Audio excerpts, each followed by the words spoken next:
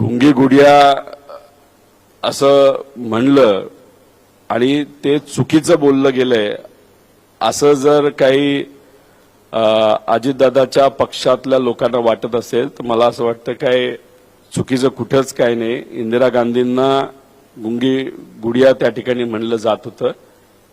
पण महत्वाचं काय की तिथं जेव्हा पत्रकारांशी संवाद साधला जात होता तेव्हा बीडच्या लोकांच्या वतीने एका पत्रकाराने योग्य असा प्रश्न त्या ठिकाणी विचारला होता. तो म्हणजे तिथं म्हणजे बीड जिल्ह्यामध्ये वाढत असणारी गुन्हेगारी. तुम्ही बघितलं असेल तिथं असणारे स्थानिक जे नेते आहेत जे आता तालुक्यापुरते राहिलेले आहेत त्यांनी त्या पत्रकाराला अतिशय वाईट पद्धतीने जसं की काय ते स्वतः एक गुंड आहेत अशा टोनमध्ये गप्प बसायला लावलं, शांत बसायला लावलं आणि सामान्य लोकांसाठी जो विचारलेला प्रश्न आहे गुंडागर्दीच्या बाबतीत तो मुद्दामून दाबला. कारण का बहुतांश बीड जिल्ह्यातले गुंड हे त्या नेत्याच्याच परिचयाचे आहेत. त्यातला मोठा गुंड हा जेलमध्ये जाऊन बसलाय, तो कधीच बाहेर निघणार नाही, पण त्याची पिल आहे आणि तेच त्या ठिकाणी धुडगूस घालत आहेत. तोच प्रश्न पत्रकारांनी विचारला. माझं तर पत्रकारांना विनंती आहे तुम्ही सर्वांनी या गोष्टीचा निषेध केला पाहिजे की एक पत्रकारांनी योग्य प्रश्न विचारून सुद्धा गुंडासारखी दमदाटी करून पत्रकारांचा आवाज हा त्या ठिकाणी दाबण्याचा प्रयत्न हा मुंडेंकडनं त्या ठिकाणी झाला.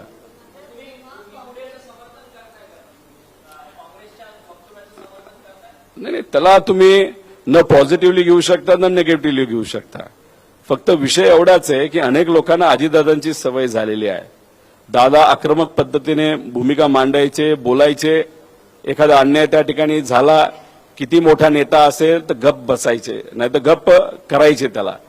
पण तीच अपेक्षा तुम्ही सुनेत्रा काकींकडनं ठेवणार असाल तर मला वाटत नाही ती कधीच त्या ठिकाणी पूर्ण होऊ शकते. कारण दादांची जागा कुणीच तिथं येऊ शकणार नाही.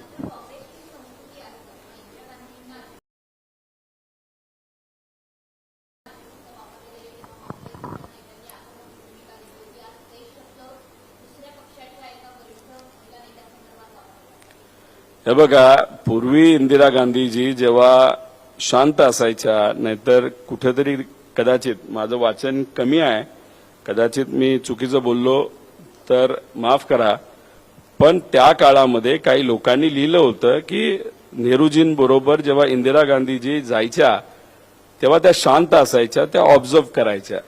आणि लिहिणाऱ्या लोकांनी लिहिलं होतं की गुंगी गुडिया म्हणजे शांत. आणि काही लोकांनी भाषणाच्या माध्यमातून सुद्धा त्या गोष्टीचा उल्लेख केला होता. पण जेव्हा त्या पदाची जबाबदारी इंदिरा गांधीजींवर आली, या देशामध्ये आजपर्यंत जे कोणी प्रधानमंत्री झालेले आहेत सगळ्यात उत्कृष्ट काम जवाहरलाल नेहरू साहेबांनंतर जर कोणाचं असेल तर ते इंदिरा गांधींचं आहे.